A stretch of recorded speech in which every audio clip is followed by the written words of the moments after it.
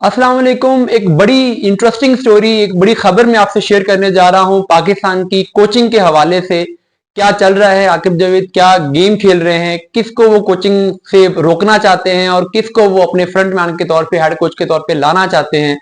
अब उनकी स्कीम क्या है, प्लान क्या है।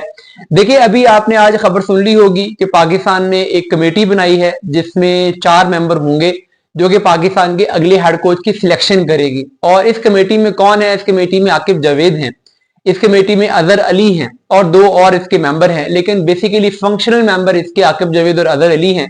और अजहर अली की मौजूदगी में आप समझ सकते हैं कि डिसीजन सारे कौन करेगा? ओबियसली आकिब जावेद करेगा। अजहर अली के जो मिजाज है, जो उनका स्टेटस है, वो किसी किस्म के बड़े डिसीजन में उस तरीके से इनपुट दे ही नहीं पाते। अब इस कमेटी को अभी तक जिन लोगों ने अप्लाई किया है उसमें 4 गैर मुल्की कैंडिडेट्स हैं, जिनमें एक माइक हैसन भी हैं और 2 इसमें पाकिस्तानी हैं जिनमें एक अजहर महमूद भी हैं। अभी माइक हैसन के साथ बीसीबी की पहले कुछ अर्ली निगोसिएशन हुई और उसके बाद माइक हैसन ने अप्लाई किया है। कुछ बेसिक अंडरस्टैंडिंग पीसीबी की माइक हैसन के साथ हो चुकी है और उस अंडरस्टैंडिंग के तहत ही माइक हैसन ने अप्लाई किया है। अब यहां पर माइक हैसन के साथ जब इंटरव्यूज होंगे और उसमें निगोसिएशंस को फाइनल टच दिया जाएगा, तो वो जब फाइनल टच देना है वो आकिब जावेद देंगे। अब माइक हैसन ने जब अप्लाई किया है तो अभी तक पीसीबी ने ये कहा है कि हम पूरे दोनों फॉर्मेट, तीनों फॉर्मेट के लिए, यानी टी20 के लिए, ओडीआईएस के लिए और टेस्ट के लिए एक ही हेड कोच चाह रहे हैं। और अभी तक माइक हैसन ने भी जो अप्लाई किया है वो तीनों फॉर्मेट के लिए किया है। अजहर महमूद ने जो अप्लाई किया है वो भी उन्होंने तीनों फॉर्मेट्स के लिए किया है और कुछ और कैंडिडेट्स ने भी इसके लिए अप्लाई किया, लेकिन वो कोई बड़े नाम नहीं है। अब माइक हैसन से जब आकिब जावेद की आगे जाके निगोसिएशन होनी है तो उसमें खबरें ये हैं कि आकिब जावेद का ये प्लान है कि वो माइक हैसन को जिन टर्म्स एंड कंडीशंस पे लेके आना चाहते हैं वो बिल्कुल वही हैं जिन पे वो गैरी किस्टन को लेके आना चाहते थे, जिन पर वो जैसन गिलेस्पी को लेके आना चाहते थे। अब हम खुद सोचेंगे जिन टर्म्स एंड कंडीशंस पे जैसन गिलेस्पी ने काम नहीं किया, जिन पर गैरी किस्टन ने काम नहीं किया, क्या उन पर माइक हैसन तैयार होंगे? माइक हैसन ने पहले ही पीसीबी से ये बातचीत की थी कि मुझे एक स्पेसिफिक लेवल की ऑटोनॉमी चाहिए है, डिसीजन मेकिंग में मुझे अपना एक इनपुट चाहिए है।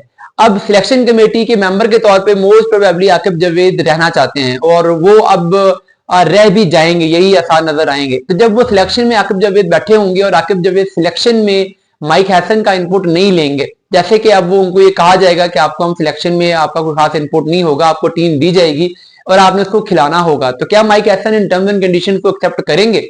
फिर एक चीज और भी है, माइक हैसन के साथ जो बाकी निगोसिएशन हैं उनकी कॉन्ट्रैक्ट की, वो भी आकिब जावेद ने ही तय करनी है। तो सिलेक्शन में अगर सिलेक्शन में आकिब जावेद उनका इनपुट मान भी लेते हैं तो स्टिल माइक हैसन ये चाहते हैं कि वो जस्ट व्हाइट बॉल की कोचिंग करें, वो टेस्ट मैचेस की कोचिंग पाकिस्तान टीम की नहीं करना चाहते।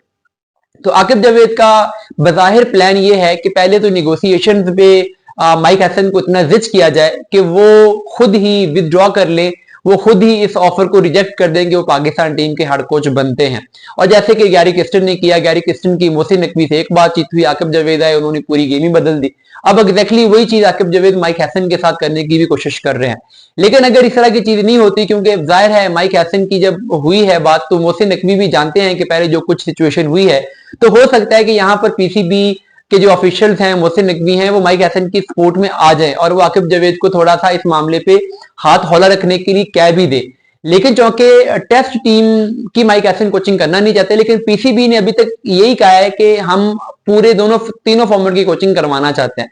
तो वहां पर आकिब जावेद की कोशिश ये भी है कि माइक हैसन को इन टर्म्स पे लाया जाए कि आप फिर ठीक है, आप जस्ट व्हाइट बॉल की कोचिंग कर लें, टेस्ट मैचेस के लिए जो कुछ अवेलेबिलिटी के मसाइल पैदा करके जो एक उनका रोल जिस तरह का डिफाइन किया जाएगा उसमें अब होता क्या है कि समटाइम आपको किन दिनों में आना पड़ेगा, कितने दिन के लिए पहले आके कैंप लगाना पड़ेगा, कहां कहां पार्टिसिपेट करना पड़ेगा, कौन से टूर्नामेंट्स में आके चीजों को देखना पड़ेगा, ये भी टर्म्स एंड कंडीशन का पार्ट होता है। तो वहां पर अगर टेस्ट मैचेस के लिए अगर माइक हैसन का इतना ज्यादा टाइम ले लिया जाता है कि माइक हैसन कहते हैं कि नहीं, मैं इतने टाइम के लिए अवेलेबल नहीं हो पाता, तो फिर ऑब्वियसली वो वहां पे टेस्ट मैचेस की कोचिंग से इनकार कर देंगे। तो उस सिचुएशन में फिर अजहर महमूद को टेस्ट मैचेस के लिए पाकिस्तान टीम का टेस्ट कोच बनाया जा सकता है।